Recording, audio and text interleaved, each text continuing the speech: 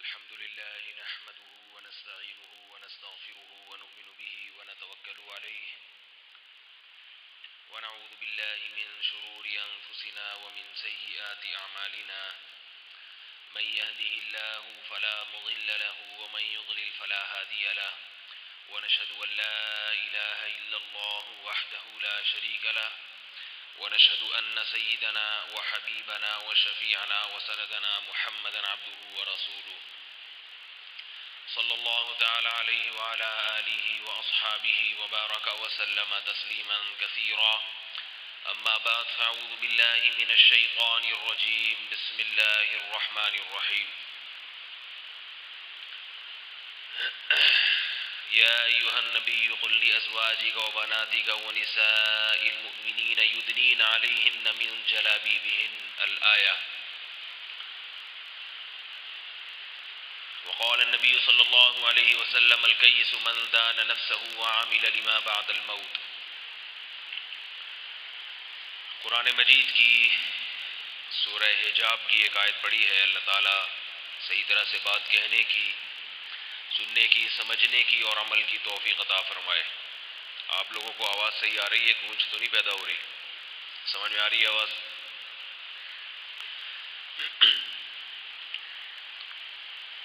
اسلام کا ایک بہت بڑا حکم ہے عورت کے لیے پردہ کرنا. جہاں اسلام کے دوسرے حکم مظلوم ہیں، دوسرے احکام مظلوم ہیں، وہاں یہ حکم بھی ہماری زندگیوں سے نکلتا جا رہا ہے. عورت کے لیے پردہ کرنا ایسے ہی فرض ہے جیسے نماز پڑھنا، رمضان میں روزے رکھنا، زکوٰۃ دینا. بالکل اسی طرح عورت کے لیے فرض ہے کہ وہ اپنے آپ کو نامحرم سے چھپائے. اور یہ اتنا اہم حکم ہے کہ قرآن مجید نے ہمیں جتنے بھی احکامات دیے انہیں اجمالی طور پہ ذکر کیا. اجمالی کا مطلب بس حکم دیا، اس کی ڈیٹیل بیان نہیں کی ہے، اس کی تفصیل بیان نہیں کی ہے. تفصیل ہمیں حدیث میں ملتی ہے یا فقہ کی کتابوں میں ملتی ہے. قرآن مجید نے نماز کا حکم دیا مگر نماز کا طریقہ نہیں بیان کیا.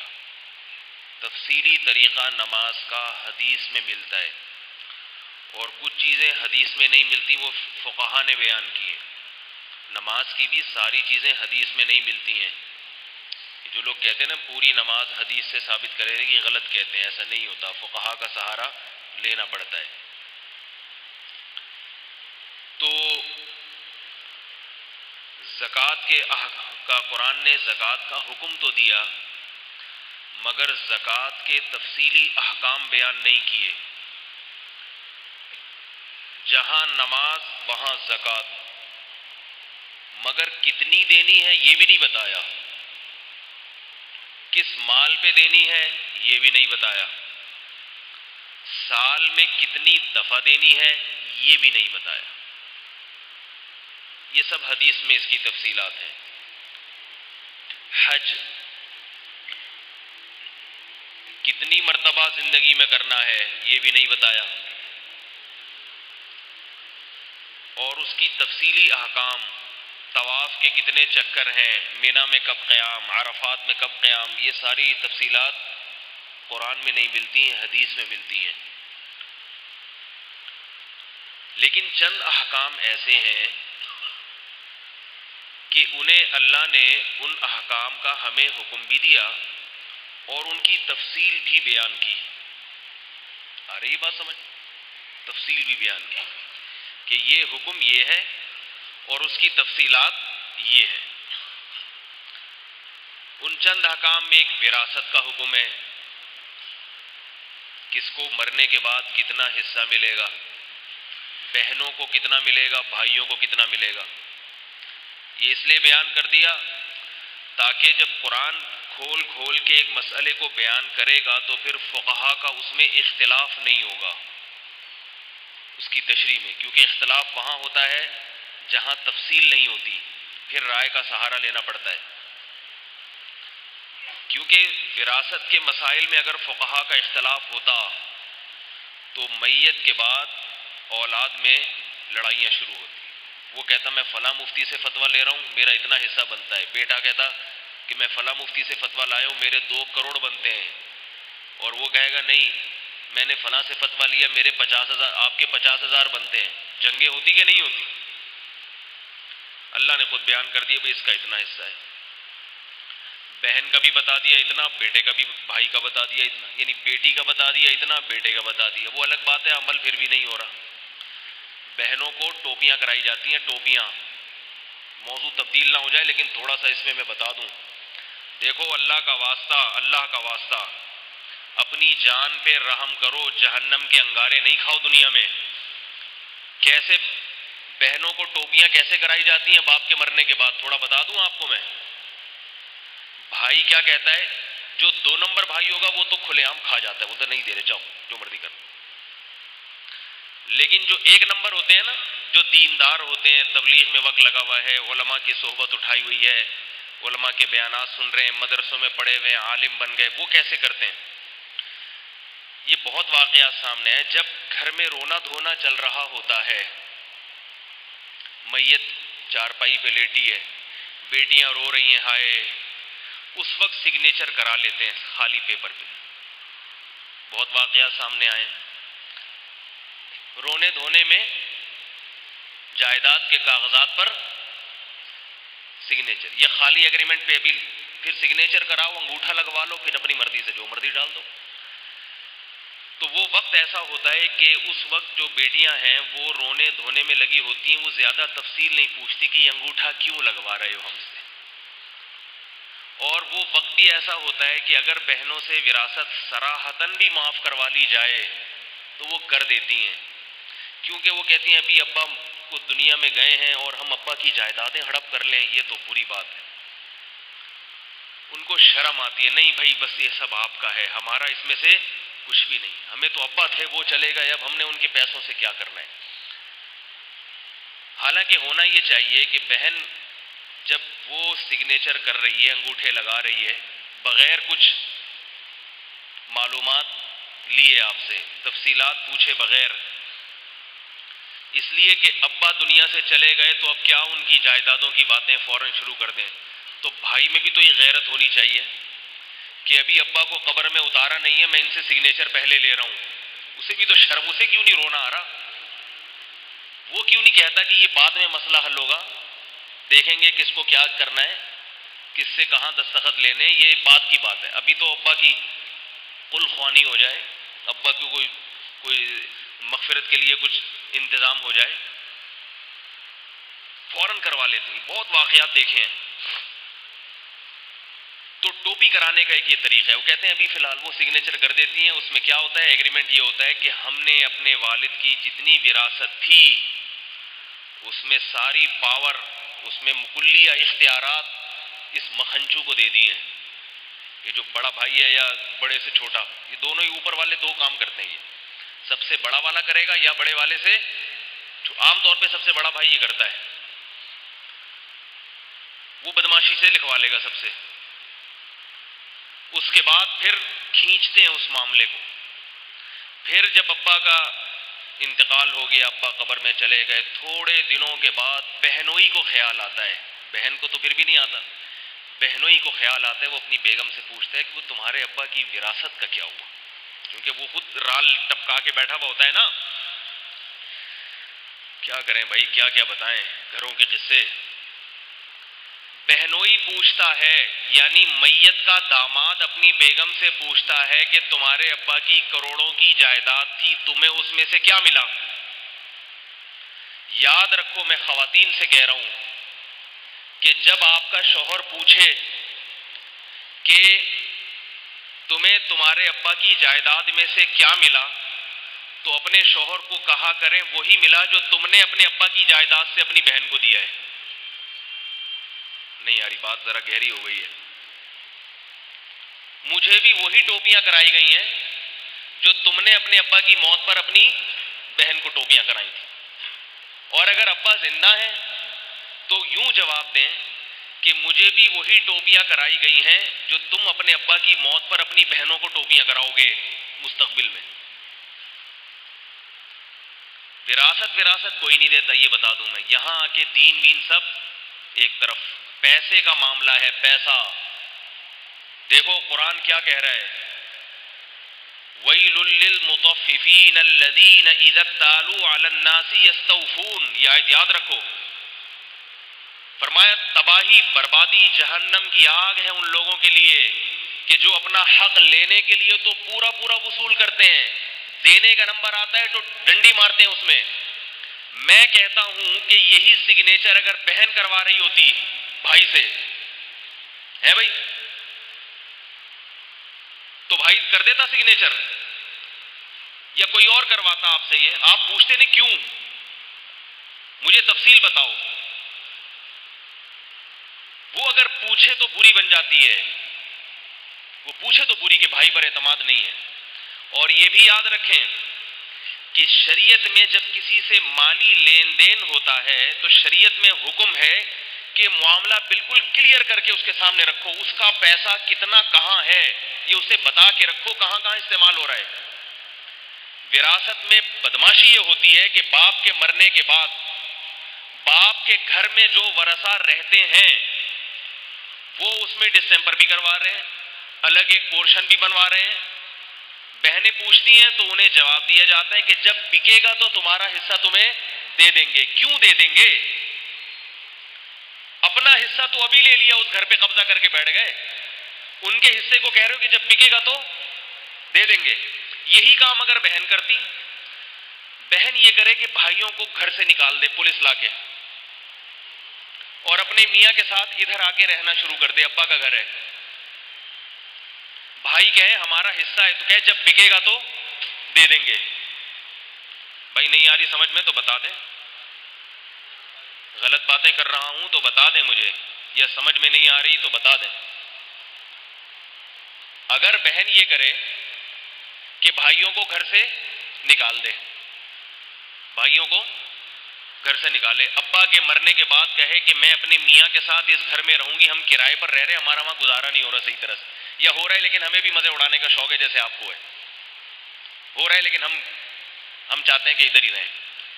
اپنے بچوں سمیت، اپنے میاں سمیت ادھر آ کے دھرنا مار کے بیٹھ جائے. بھائی کہیں ہمارے رہنے کی تو جگہ بچی نہیں ہے، اس سے کہے کہ آپ کو جگہ ملے گی جب وراثت تقسیم ہوگی، ابھی ہم چونکہ تقسیم نہیں کر رہے اس لیے بھی ایسے ہی چل رہے ہیں. بھائی تل ملائے گا کہ نہیں تل ملائے گا؟ بولے یہ کیا مذاق ہے. یہ ہے ویل للمطففین. اپنا حق لینے کی باری آئی تو فوراً کیا مذاق ہے یہ، ہم کہاں جائیں گے. اور جب حق دینے کی باری آتی ہے کہتے ہیں دے دیں گے، ہم کوئی تمہارا حصہ پی نہیں رہے، کھا نہیں رہے، جب وراثت تقسیم ہوگی تو دے دیں گے. دینداروں میں بھی بے دینوں میں بھی پیسوں کے معاملے میں جو آدمی کلیئر ہو دیندار وہی ہوتا ہے، کیونکہ پیسوں کے معاملے میں کلیئر ہونا یہ اس کی علامت ہے کہ اس کے دل میں دنیا کی محبت نہیں ہے، یہ دنیا کو مسافر خانہ سمجھتا ہے. اس لیے میرے بھائی جب کسی کے باپ کا یا ماں کا انتقال ہو اپنی بہنوں کو فوراً جمع کرے، جس کا جو حصہ ہے بتا دے. ابا کے یہ شو کرنا ضروری ہے. لوگ کیا کرتے ہیں، بتاتے ہی نہیں ہے کہ ابا کے اکاؤنٹ میں کتنے پیسے پڑے ہیں، بتاتے ہی نہیں. آپ کے لیے بتانا بھی ضروری اور اسے استعمال کرنے سے پہلے اجازت لینا بھی ضروری. اتنے پیسے ہیں، میں آپ سے سگنیچر اس لیے کروا رہا ہوں کہ تاکہ مجھے وہ پیسے نکالنے کی اتھارٹی دے دیں. آپ لوگ ٹوٹل اماؤنٹ بتائیں، اتنے پیسے. آپ کو میں اس لیے بتا رہا ہوں کہ آپ کا پیسہ بھی ہے اس میں، آپ کا بھی حصہ بنتا ہے.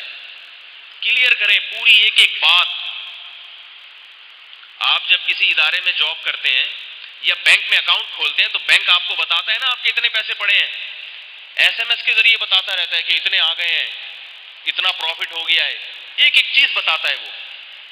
بالکل اسی طرح وراثت کے مال میں ایک ایک چیز کا بتانا ضروری ہے. اور یاد رکھو اللہ نے قرآن میں صاف لفظوں میں کہا یا ایھا الذین آمنوا لا یحل لکم ان ترثوا النساء کرہا، اے ایمان والو تمہارے لیے حلال نہیں ہے کہ اپنی بہن یا اپنی بیوی یا اپنی بیٹی کے مال کے زبردستی مالک بن جاؤ، یہ تمہارے لیے حلال نہیں ہے۔ دیکھو مال تو کسی کا بھی کھانا حرام ہے، لیکن اللہ نے عورت کے مال کا الگ سے ذکر کیا، کیونکہ اللہ کو پتا تھا کہ کسی اور کا مال کھانا آسان نہیں ہے، عورت کا مال کھانا بہت آسان۔ دو وجہ سے، ایک تو وہ طاقتور نہیں ہوتی، بہت سی خواتین کو تو عدالتوں کے چکر کا، پولیس کا پتہ ہی نہیں ہوتا کہ اپنے بھائی سے میں نے وراثت نکال لی کیسے، پتہ ہی نہیں ہوتا، کمزور ہوتی ہے۔ دوسری وجہ یہ ہے کہ اس کو بیوقوف بنانا آسان ہے۔ خواتین اپنے آپ کو عقل مند تو بہت سمجھتی ہیں، لیکن صحیح بات بتاؤں دنیا میں سب سے آسان کام کیا ہے؟ خواتین کو بیوقوف بنانا۔ خواتین بھی بیان سن رہی ہوں گی، اللہ تعالیٰ حفاظت میں رکھے سب مسلمانوں کو۔ تو وہ کیسے آسان ہے؟ اس کا ایک طریقہ ہے۔ آپ لوگ اس طرح سے بیوقوف بناتے ہو کہ وہ آپ خود بن جاتے ہو، آپ کو طریقہ نہیں آتا۔ بیوقوف بنانے کا طریقہ یہ، تھوڑا سا مکھن لگائیں، لڑیں نہیں، عورت سے لڑ نہیں سکتے، باتوں میں نہیں جیت سکتے، دلائل کی دنیا میں آج تک کوئی نہیں جیتا۔ بیوقوف بنائیں، ٹوپی کرائیں۔ کیسے ٹوپی لوگ کراتے ہیں؟ اس کو بولو میں ہوں نا، میں تمہارا بھائی ہوں، تمہیں پیسے چاہیے، ابا کے اکاؤنٹ میں 3 کروڑ روپے پڑے ہوئے ہیں، تمہیں اپنا حصہ چاہیے، میں ہوں نا۔ جب تک تمہارا بھائی موجود ہے، تمہاری جتنی ضرورتیں تمہارے بھائی کے ذمے۔ آج کے بعد ابا کے اکاؤنٹ کی طرف کبھی نظر بھی نہ اٹھانا، کیونکہ تمہارا بھائی جب تک زندہ ہے تمہیں کسی قسم کے پیسوں کی ضرورت نہیں ہے۔ تم نے اکاؤنٹ کی طرف نظر اٹھائی، اس کا مطلب تم مجھ پہ شک کر رہی ہو کہ تمہارا بھائی تمہیں ایسے ہی چھوڑ دے گا۔ 3 کروڑ تو کیا، تمہارے لیے آسمان سے تارے توڑ کے لے آؤں میں۔ تم بتاؤ تمہیں چاہیے کیا؟ چاہیے وہ بیچاری کہتی اتنا اچھا بھائی، میں نے خام خامے اس سے وراثت مانگ کے بہن بھائی کے رشتوں کو توڑنے کی کوشش کی۔ ہمارے حضرت مفتی رشید احمد صاحب رحمہ اللہ تعالیٰ فرمایا کرتے تھے کہ بیوی کو میکے نہ جانے دیا کرو۔ ان کی بات ہے، میں نہیں کہہ رہی ہے، میں بھی اتنا بڑا نہیں ہوں کہ میں اتنی بڑی بڑی باتیں کروں بیٹھ کے۔ وہ بڑے بزرگ تھے، 80 سال ان کی عمر تھی، ان کے تجربے تھے، تو اپنے تجربوں کی بنیاد پر فرمایا کرتے تھے کہ جب شادی ہو جائے تو بیوی کو میکے مت جانے دو، اپنے والدین کے گھر۔ کہا کہ وہ پھر جب جائے گی نا تو اس کی ماں اسے الٹی سیدھی چیزیں سکھا کے بھیجے گی۔ یہ وہ کہتے تھے، میں نہیں کہہ رہا بھائی، میرے اپنے 3-4 سسرال ہیں، مجھے وہ افورڈ کرنا مشکل ہو جاتا ہے پھر، ٹھیک ہے؟ وہ پھر کہیں گے یہ کیسی باتیں کر رہا ہے۔ بڑے بوڑھے بزرگ تھے، وہ ان کی بات صرف نقل کر رہا ہوں بغیر کسی تبصرے کے۔ فرماتے تھے وہ کیا کرتی ہیں، الٹی سیدھی، تجھے کیا کھلا رہا ہے، کیا پلا رہا ہے، کتنی جیب خرچی کتنی دیتا ہے، یہ الٹی الٹی باتیں نا، تب لڑوانے والی ساری۔ تو پھر کسی نے پوچھا کہ حضرت بیوی تو یہ تو ہو ہی نہیں سکتا کہ اپنی امی کے گھر نہ جائے، وہ تو بار بار کہے گی، تو پھر اس کو کیا ٹھکائی لگائیں اس کی؟ اسے روکنے کے لیے کہ وہ آپ کے گھر میں ہی بیٹھی رہے، اپنی اماں کے گھر جانا تو ہے ظاہر ہے، لیکن بار بار نہ جائے، کبھی کبھار تو وہ تو سب نہیں، وہ تو روکنا جائز بھی نہیں ہے، بار بار نہ جائے، تاکہ وہاں کے اثرات کم قبول کرے۔ آپ کے اثرات آپ کی فیملی میں جب وہ آ گئی تو اس کو تو آپ کی فیملی کے حساب سے ایڈجسٹ ہونا چاہیے نا۔ تو کامیاب زندگی تو جب ہی گزرے گی جب وہ آپ کے کلچر کو فالو کرے۔ اب وہ ابھی بھی اپنے اماں ابا کے گھر جا رہی ہے تو وہ تو اسی کلچر کو لے کے آئے گی، وہ ایڈجسٹ نہیں ہوگا۔ تو کسی نے کہا کہ حضرت پھر کیسے، وہ تو نہیں مانے گی تو کیا ٹھکائی لگائیں، تھپڑ لگائیں؟ حضرت نے فرمایا نہیں۔ کہا پھر ڈانٹیں اس کو؟ کہا نہیں، نہ ڈانٹنے کی کوشش، ڈانٹیں گے تو فساد ہوگا، بد اخلاقی کی بات بھی ہے، ہر وقت گھر میں ڈانٹ ڈپٹ کا ماحول پیدا ہوگا، ٹھکائی لگائیں گے تو یہ تو غلط ہے، اس بات پہ مارنا تو صحیح نہیں ہے۔ پھر حضرت کیسے روکیں اس کو؟ فرمایا اس سے یہ کہا کریں، حضرت کے الفاظ ہیں، میرے نہیں ہیں بھائی، فرمایا اس سے کہا کریں کہ بیگم تم جب چلی جاؤ گی تو میں تمہارے بغیر زندگی کیسے گزاروں گا، میں تو ایک پل تمہارے بغیر نہیں گزار سکتا۔ آئی بات سمجھ میں؟ میں تو جب تک تمہیں نہ دیکھوں مجھے بھوک نہیں لگتی۔ ویسے تو ہونا یہ چاہیے الٹا کہہ دیا، لیکن کچھ بھی ٹوپی کرانی ہے نا، ٹوپی تو کچھ بھی کرائی جا سکتی ہے۔ بھائی تم جب گھر سے چلی جاؤ گی تو گھر تو مجھے جیل خانہ لگتا ہے، سونا سونا لگتا ہے. یہ محبت کی باتیں کریں پگھل جائے گی. وہ کہے گی او میں کہاں جا رہی ہوں؟ کس نے کہا؟ میں دنیا چھوڑ سکتی ہوں، آپ کا گھر نہیں چھوڑ سکتی. پولیس بھی آئے گی مجھے گھر سے نکالنے، میں نہیں جاؤں گی اس گھر سے. وہ تو بیچاری محبت کی بھوکی ہے، آپ سے کچھ محبت کی باتیں سننا چاہتی ہے، آپ کرتے ہی نہیں. پھر وہ اب میں تھوڑا اپنا بھی تڑکا لگا دوں اس میں آج کل کے حساب سے نا، کیونکہ آج کل کی عورت اتنی بات سن کے خاموش نہیں ہو جائے گی. ٹھیک ہے، وہ ہمارے حضرت کی دور کی خواتین تھیں جو کہتی تھی کہ اچھا اتنی محبت ٹھیک ہے میں نہیں جا رہی. آج کل وہ دلیل دے گی، وہ کہے گی کہ اتنی ہی محبت ہے تو گھر میں تو بیٹھتے نہیں ہو، 2 بجے تو گھر آتے ہو. دوسری طرف یہ کہہ رہے ہو کہ جب تک میں آپ کو دیکھوں نہیں تو مجھے نیند نہیں آتی، مجھے سکون نہیں ملتا. جب گھر سے جاؤ گی گھر برباد ہو جائے گا، سونا سونا ہو جائے گا، دیواروں سے وحشت ہونا شروع ہو جائے گی. تو اتنی محبت ہے تو گھر تو بیٹھتے نہیں ہو، پھر تو 24 گھنٹے میرے سامنے آ کے بیٹھا کرو.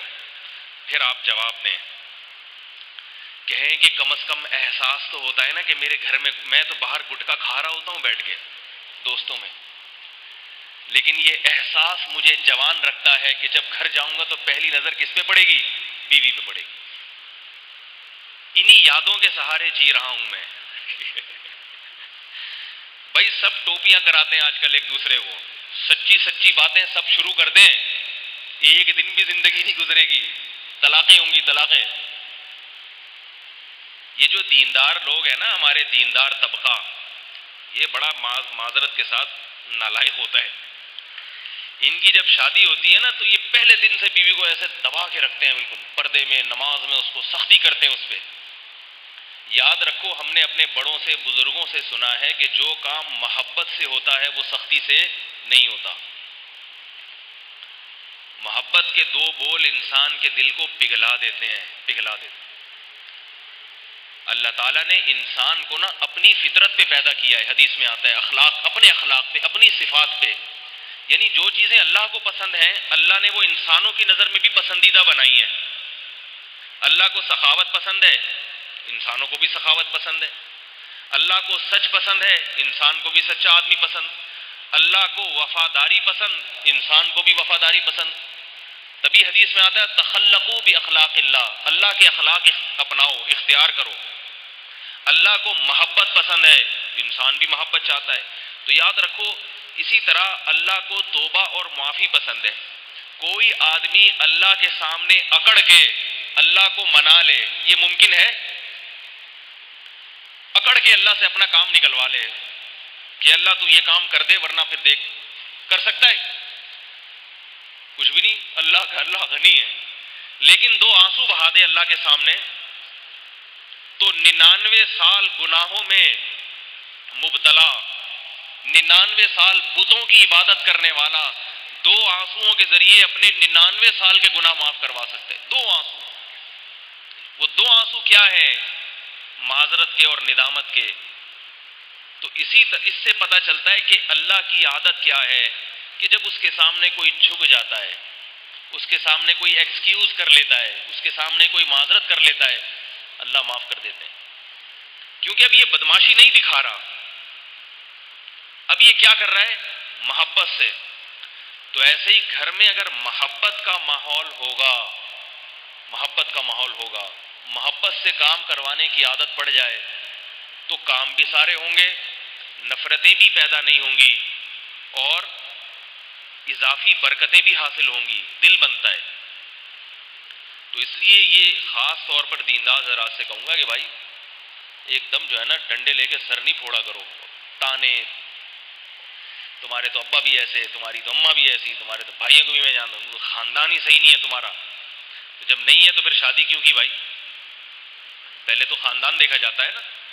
البتہ یہ ضرور ہے کہ ہر چیز کی ایک انتہا ہوتی ہے، مشہور مقولہ ہے نا، لاتوں کے بھوت ہاتھوں سے نہیں مانتے.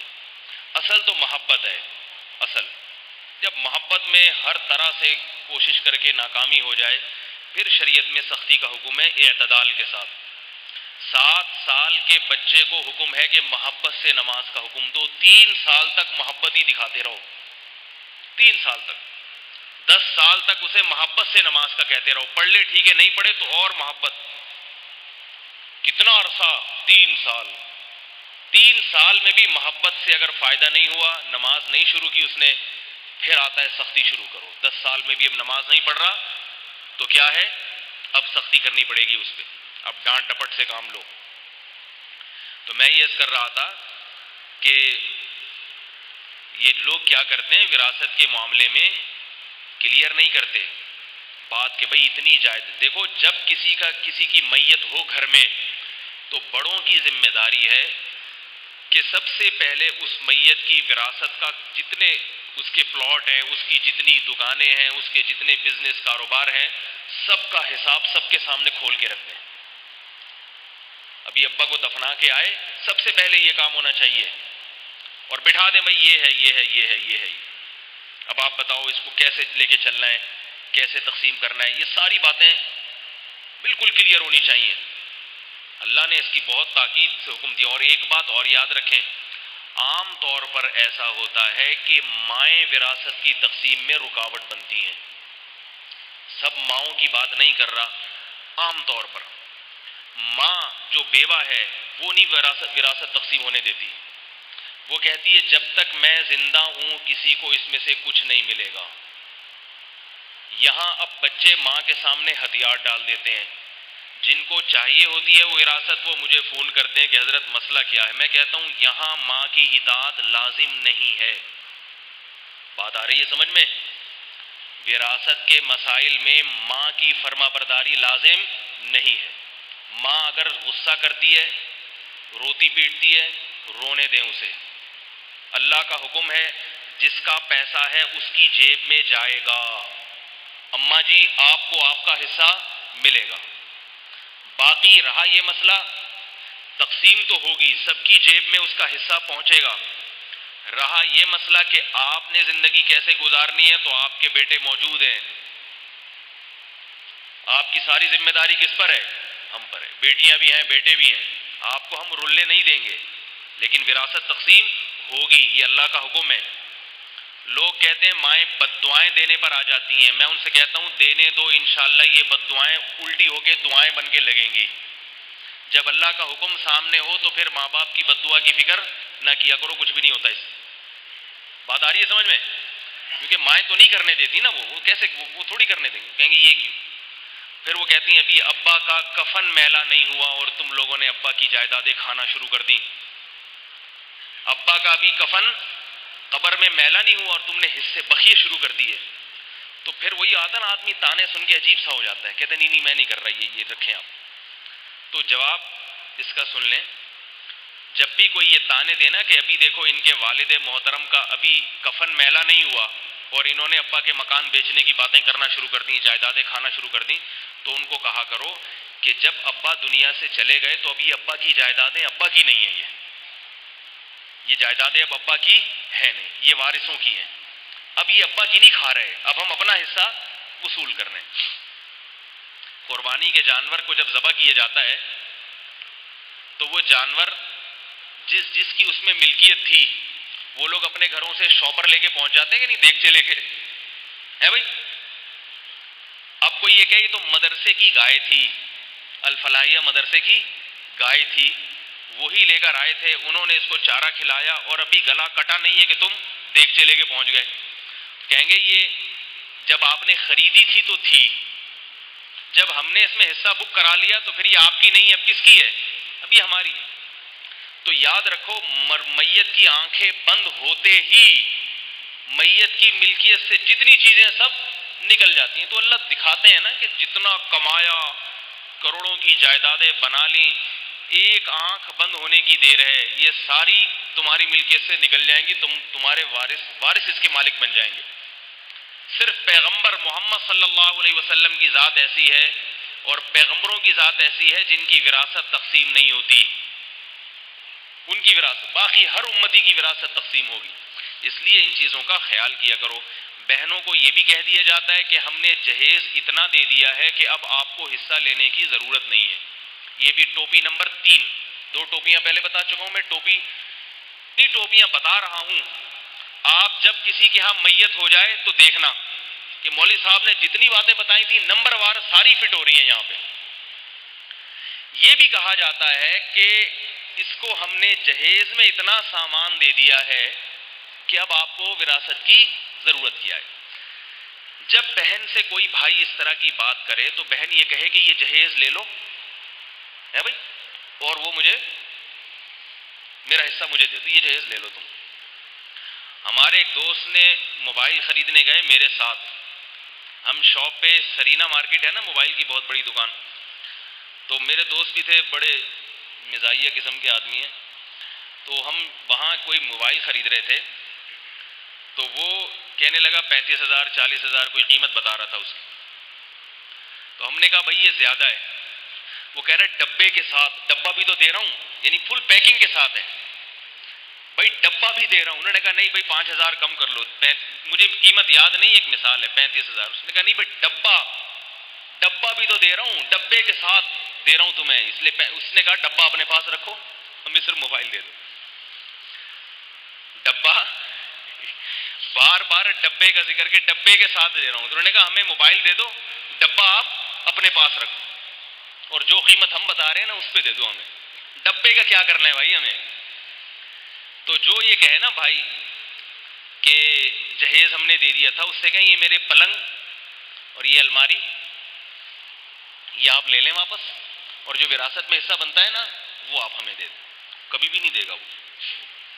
دوسرا مسئلہ یہ ہے کہ یاد رکھو وراثت باپ کا جب انتقال ہوتا ہے تو جتنی جتنی وراثت بنتی ہے اتنی اتنی دینی پڑتی ہے, چاہے بہن کو پہلے جہیز دیا ہو یا نہ دیا ہو. یہ جہیز دینے سے پہلے سوچ لیا کریں, یہ جہیز دینے سے پہلے. البتہ اس میں ایک حیلہ ہے, تدبیر ہے. بعض دفعہ جہیز اتنا زیادہ دینا پڑتا ہے بہن کو کہ بھائیوں کا تیل نکل جاتا ہے اس میں, یہ بڑا مسئلہ ہوتا ہے. اب بھائی یہ کہتے ہیں کہ ہم اس کو اتنے لاکھ کا اگر سونا, اور مجبوری یہ ہوتی ہے کہ اگر وہ جہیز نہ دیں تو شادی نہیں ہوتی. یہ بھی تو آج کل مردوں میں بڑی مصیبت ہے نا کہ وہ شادی نہیں کرتے جب تک جہیز نہ ملے, سوائے میرے الحمدللہ. تو اور بھی بہت سے لوگ ہیں جو بغیر جہیز کے کرتے ہیں. اس کلچر کو فروغ دیں, جہیز کے بغیر شادی کیا کریں. کل آپ کی بچیاں بھی جوان ہوں گی, آپ اگر اس رواج کو ختم کرنے کی کوشش نہیں کرتے تو ادھر جو پیسہ بچایا ہے نا اللہ پھر وہ ادھر نکلوا دے گا سارا. تو ایک حیلہ ہے, ایک تدبیر ہے کہ اگر بہن کو جہیز دینا ہو بہت زیادہ مجبوری ہے تو سونے کی شکل میں دیا کریں, گولڈ, اور وہ قرض کی صورت میں دیں. بولے بھائی ہم آپ کو 15 تولے یا 10 تولے سونا دے رہے ہیں, اور یہ آپ کو گفٹ نہیں کر رہے بلکہ یہ 10 تولے سونا بطور قرض کے دیا جا رہا ہے آپ کو. ایک مثال دے رہا ہوں, یہ قرض ہے, یہ باپ کی طرف سے قرض ہے, اور باپ کہتے کہ جب میرا انتقال ہوگا تو میری وراثت میں سے یہ قرض مائنس کیا جائے گا, جتنا حصہ رہ جائے گا وہ آپ کو دے دیا جائے گا, اور جو اضافی آپ کے پاس چلا گیا وہ آپ سے لے لیا جائے گا. یہ طریقہ جائز ہے. بات آ رہی ہے سمجھ میں؟ اس طریقے سے کیا ہوگا, بھائیوں پہ بوجھ بھی نہیں آئے گا, جہیز بھی ہو جائے گا اور بہن کو وراثت کا حصہ بھی مل جائے گا. پھر وہ سونے سے جو چاہے خریدے, وہ بیڈ خریدنا چاہے اپنے نالائق شوہر کے لیے جس کے پاس بستر خریدنے کے پیسے نہیں ہیں. جہیز میں تو یہی بے شرمی ہوتی ہے نا کہ جو شوہر ہے جس کے ذمے تھا کہ بیوی کو نان نفقہ دینا, اس نان نفقے میں بیڈ بھی آتا ہے کہ نہیں آتا, ڈبل بیڈ, چادر تکیہ آتا ہے کہ نہیں آتا, لیکن وہ چادر تکیہ کہاں سے لیتا ہے؟ بیوی سے. کہتے تم جب آؤ نا تو اپنے ساتھ اپنا تکیہ لیتی آنا. کسی مہمان کو آپ گھر میں بلائیں اور کہیں پلیٹیں گھر سے لیتے آنا کھانے کے لیے, اس میں مہمان کی کتنی شدید توہین ہے یا نہیں؟ تو دلہن جب گھر میں آتی ہے نا تو وہ بھی مہمان بن کے ہی آتی ہے. آپ کے گھر میں ایک نیا مہمان آ رہا ہے, گھر میں ایک فرد کا اضافہ, اور آپ کہہ رہے ہیں اپنے بیڈ بھی ساتھ لیتی آنا, الماری بھی ساتھ لیتی آنا, ڈنر سیٹ بھی ساتھ لیتی آنا, واشنگ مشین بھی ساتھ لیتی آنا. تو میں کہتا ہوں ایسے آدمی کو شرم سے ڈوب کے مر جانا چاہیے, ایسے بے شرم انسان کو. لوگ مجھے کہتے ہیں بیانات میں نا آپ کے الفاظ غیر شائستہ ہوتے ہیں. بہت مجھے یہ تانے ملتے ہیں کہ آپ کے جو الفاظ ہیں نا غیر شائستہ ہوتے ہیں. یہ بے شرم کے الفاظ یہ سوٹ نہیں کرتے آپ پہ. میں کہتا ہوں وہ جو کام کر رہے ہو وہ کون سا شرم والا کام ہے؟ یہ شرم والا کام ہے؟ بیوی لا رہے ہو گھر میں اور اس سے کہہ رہے ہو کہ اپنا بیڈ ساتھ لیتی آنا. پہلی رات جس بستر پہ سوتا ہے وہ بستر کہاں سے آیا ہے؟ دلہن کا بھی اپنے گھر سے اور میاں صاحب کا بھی. چلو یوں ہونا کہ میرا بستر اپنے پیسوں سے, تمہارا اپنے پیسوں سے. تم اپنا تکیہ اپنے ساتھ لیتی آنا, میں اپنا تکیہ اپنے پیسوں سے خرید لوں گا. نا نا نا نا, میرا تکیہ بھی تم, میری چادر بھی تم, میرا بستر بھی تم, اور یہاں تک کہ میرے کپڑے بھی تم. بری کی رسم میں کیا ہوتا ہے؟ کپڑے بھی لڑکی والوں کے گھر سے آتے ہیں. سارا ہندو کلچر ہے, ہندو, سب ہندوؤں سے آیا ہے, سب گندگی ہندوؤں سے. مسلمانوں کا یہ کلچر نہیں ہے بھائی. سعودی عرب میں آج بھی جا کے دیکھو, عرب کے تیل کے کنویں ہیں. اتنا کروڑ پتی باپ بھی جب بیٹی کی شادی کرتا ہے داماد کو ایک کھجور نہیں کھلاتا. وہ بارات کے کھانے کا تصور نہیں ہے وہاں پہ.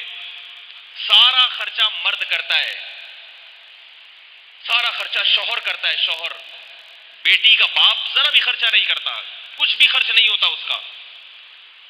کیونکہ عرب لوگ ہندوؤں کے ساتھ نہیں رہے ہیں, انگریزوں کے غلام نہیں رہے. ہم نے 100 سال گورے بھی ہم پر حکومت کر کے گئے ہیں, کچھ چیزیں ہم نے وہاں سے لے لی, اور ہندوؤں کے ساتھ تو ہم 800-900 سال سے رہ رہے ہیں. بہت ساری چیزیں ہم نے کس سے لے لی میرے بھائی؟ ہندوؤں سے لے لی. تو نہ ادھر کے رہے نہ ادھر کے رہے, پتہ نہیں کیا ہیں ہم. گوشت کھاتے ہیں مسلمان بن جاتے ہیں اس وقت, ہندو تو گوشت نہیں کھاتا.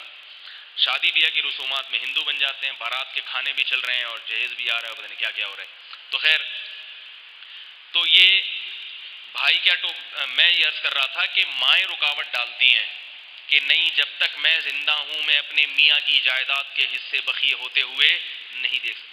تو اماں کو محبت احترام کے ساتھ, ماں سے بد کلامی بدتمیزی جائز نہیں ہے. ان کو بتا دیں اماں جی, آپ سر آنکھوں پر آپ کی پیشانی کو دیکھنا, محبت سے حج عمرے کا ثواب ملتا ہے, لیکن اللہ کا حکم پہلے.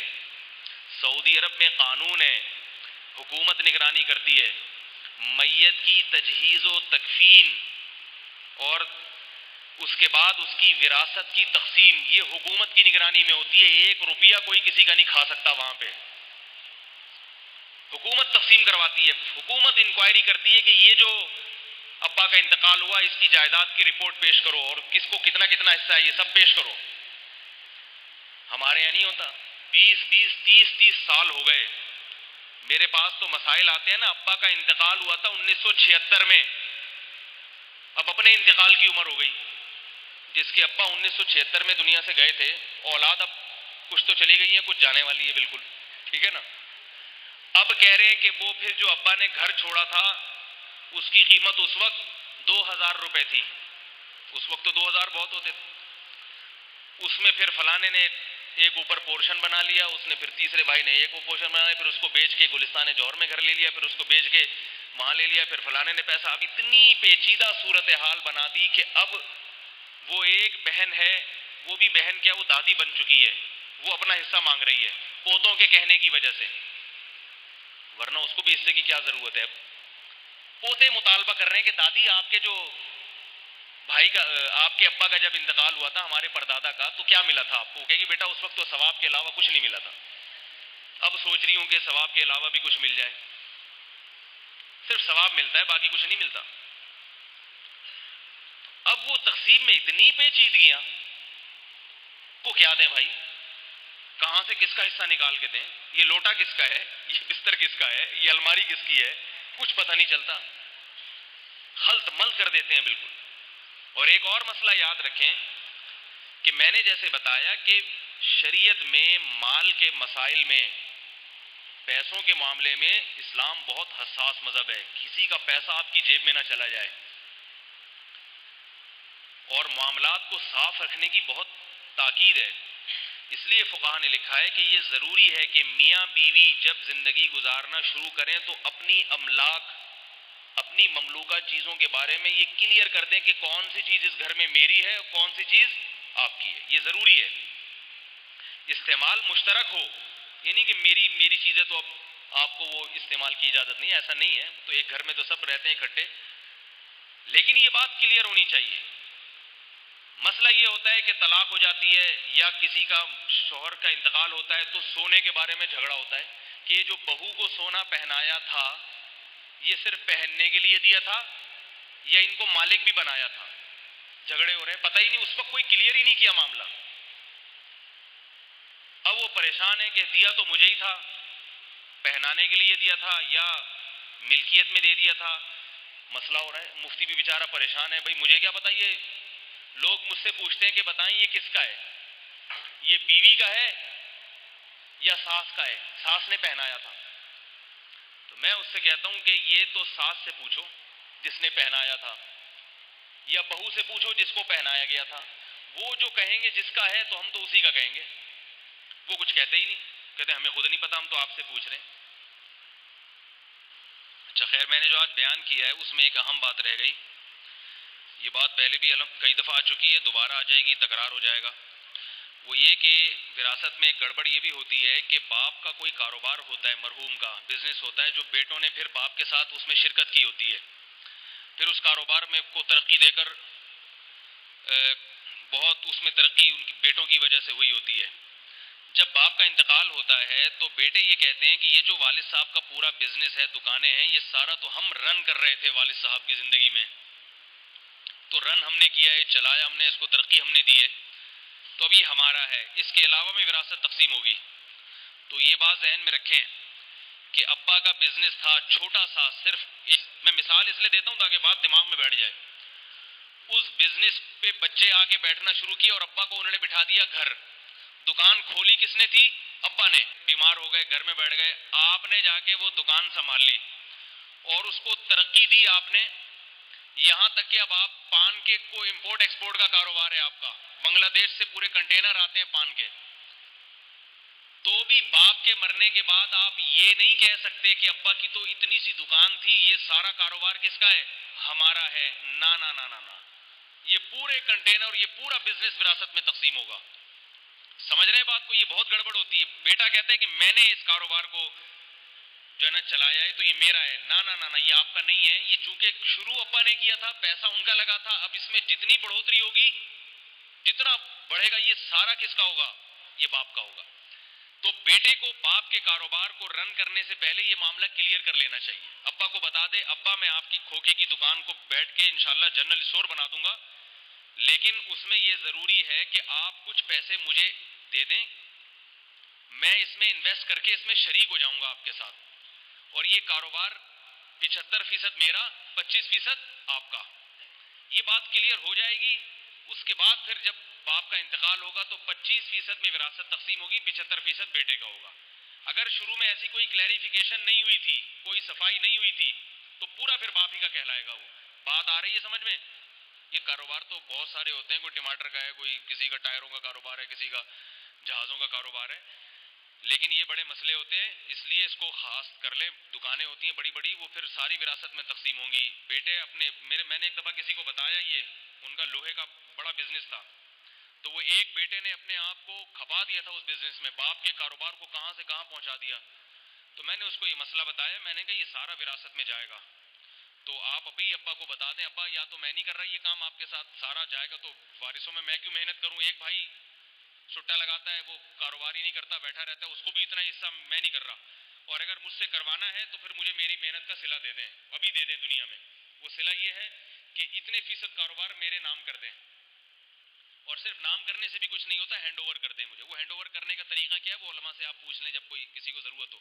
اتنا میرے قبضے میں دے دیں تاکہ یہ ہو کہ بھئی اس میں 75% یا 50% میرا ذاتی ہے, پھر میں اس کو دل جمی سے چلاؤں گا, کیونکہ مجھے پتا ہے اس کا نفع مجھے ملے گا. اور وہ جو پڑا ہوا ہے نا پلنگ پہ صبح سے شام پوستی, جو بالکل کچھ نہیں کر رہا, وہ وراثت مانگنے کھڑا ہو جائے گا, بولے گا یہ مجھے دو, تو اس کو اس کا اتنا ہی ملنا چاہیے جتنے کا وہ مستحق ہے. تو یہ پہلے علماء سے رابطہ کر لیں. میں نے اس کو پھر تدبیر بتائی, اب اس کے ابا نے پھر اس کے نام کر دیا, اب وہ کر رہا ہے, اب ٹھیک ہے بھئی, اب وارثوں کا حصہ نہیں ہے اس میں. تو یہ ساری کلیریفیکیشن دنیا میں ہو جانی چاہیے. مرنے کے بعد پھر بڑے مسائل ہوتے ہیں, اور مرنے کے لیے تیار بھی رہیں. مسئلہ یہ کہ ہم نہیں کہ ہم مرنے کے لیے تیار نہیں, ہم کہتے ہیں میں